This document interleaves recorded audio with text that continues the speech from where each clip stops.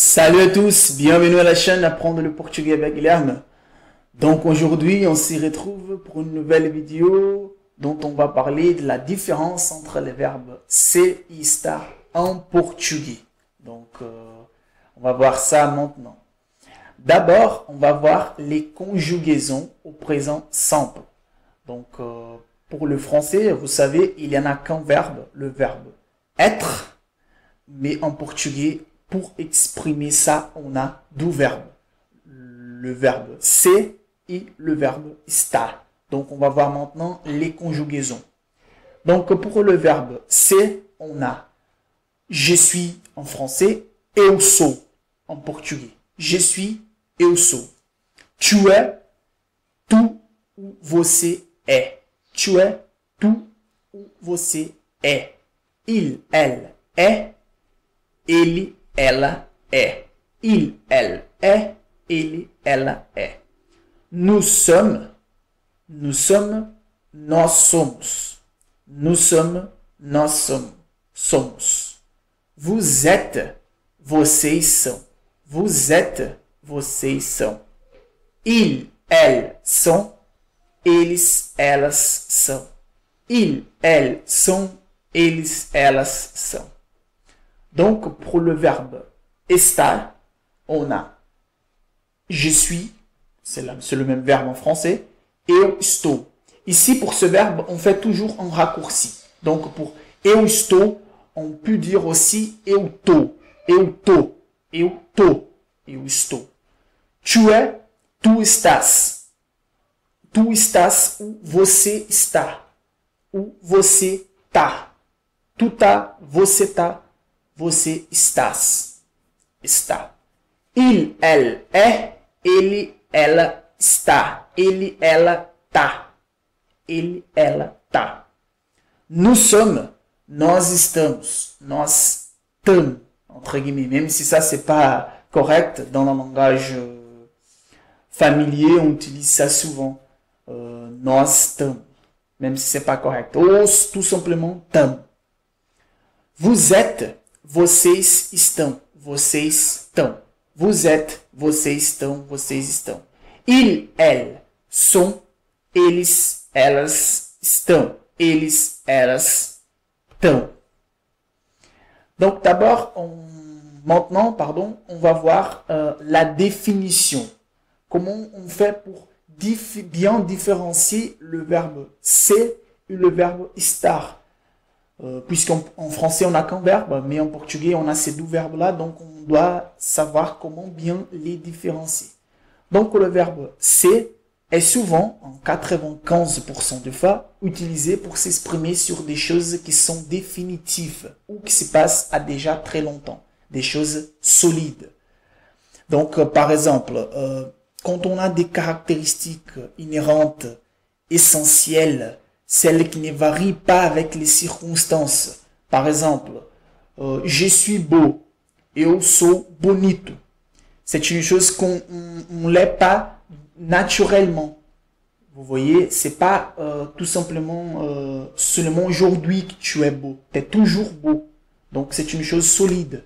Donc on utilise le verbe ser.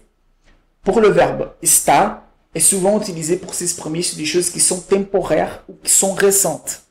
Donc, si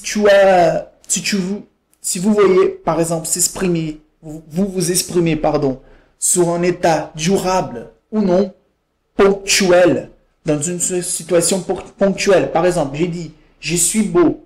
Mais si on peut dire aussi, eu estou bonito. Eu sou bonito, quand tu es toujours beau.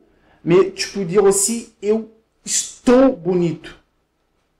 Porque eu estou usando uma camisa nova. Parce que je porte une nouvelle chemise. C'est une chose ponctuelle. C'est une chose qui est temporaire, parce que tu es beau, parce que tu portes ta chemise. Mais si tu ne la portes plus, tu vas pas être beau. Tu vas être moche, par exemple.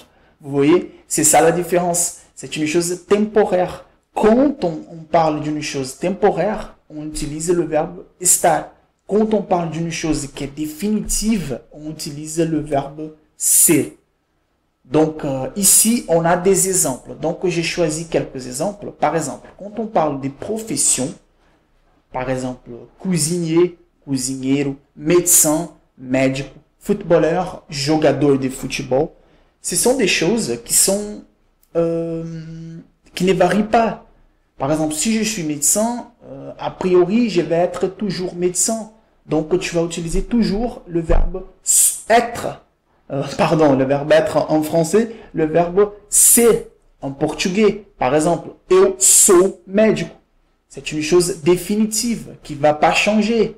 Eu sou cozinheiro. Eu sou jogador de futebol. C'est pas une chose temporaire. Par exemple, d'autres exemples. Je suis riche. Admettons que je suis une personne qui est toujours riche, qui va pas perdre tout l'argent. Donc, c'est une chose définitive. Eu sou rico. Par exemple, si tu as une maladie qui a pas de moyen d'être soignée, par exemple, la diabète, tu vois, le sida. Donc, eu sou doente. Eu sou doente. C'est une chose qui va pas changer. Parce que le sida, il n'y a pas de moyen de le soigner. Vous voyez? Je suis triste. Eu sou triste. Si on dit eu sou triste, ça veut dire que tu es une personne, qui t'est toujours triste. Qui t'est toujours triste. Soit aujourd'hui, soit l'année passée, soit l'année prochaine, tu es toujours triste. Donc tu dois dire eu sou triste. Você é triste. Você é triste. Nós somos tristes. Tu vas toujours utiliser le verbe ser quand il s'agit d'une chose définitive. Pour le verbe estar, ce sont des choses comme je viens de signaler, des choses temporaires. Par exemple, je suis triste aujourd'hui. Aujourd'hui, je suis triste. Hoje eu estou triste porque mon chien est mort. Donc, hoje eu estou triste porque meu cachorro morreu. Donc, c'est vrai, aujourd'hui, tu es triste. Demain, peut-être que tu seras triste aussi. Mais d'ici un an, tu vas pas être triste. Donc, c'est une chose temporaire. Donc, tu dis, eu estou triste. Mais c'est pas, ça veut pas dire que tu es toujours triste. Vous voyez la différence entre eu sou triste et eu estou triste? C'est la même chose pour la maladie. Je suis malade. Eu estou doente. Par exemple, si j'ai attrapé froid, par exemple, aujourd'hui, eu estou doente. Mais d'ici à, je ne sais pas, une semaine, tu vas être en forme. Donc, c'est une chose temporaire. C'est la même chose. Je suis riche. Eu estou rico. C'est une chose qui peut changer. On ne sait jamais. Eu estou feliz. Je suis heureux. Maintenant, tu es heureux, mais tu sais pas, peut-être que c'est une chose temporaire, que d'ici à 2 semaines, tu vas être triste. Donc, pour ça, tu utilises toujours le verbe estar. Vous voyez? Donc, c'est ça la grande différence. Donc, voilà, c'est tout pour aujourd'hui. J'espère que vous avez bien compris la différence. En français, je sais que c'est plus facile parce qu'on n'a qu'un verbe, mais en portugais, on fait cette distinction comme en espagnol. J'espère que vous avez bien compris. Si vous aimez la vidéo, vous pouvez la liker, s'il vous plaît. Il y aura d'autres vidéos dans le futur. Donc, merci beaucoup et on se retrouve dans une prochaine vidéo. Salut à tous!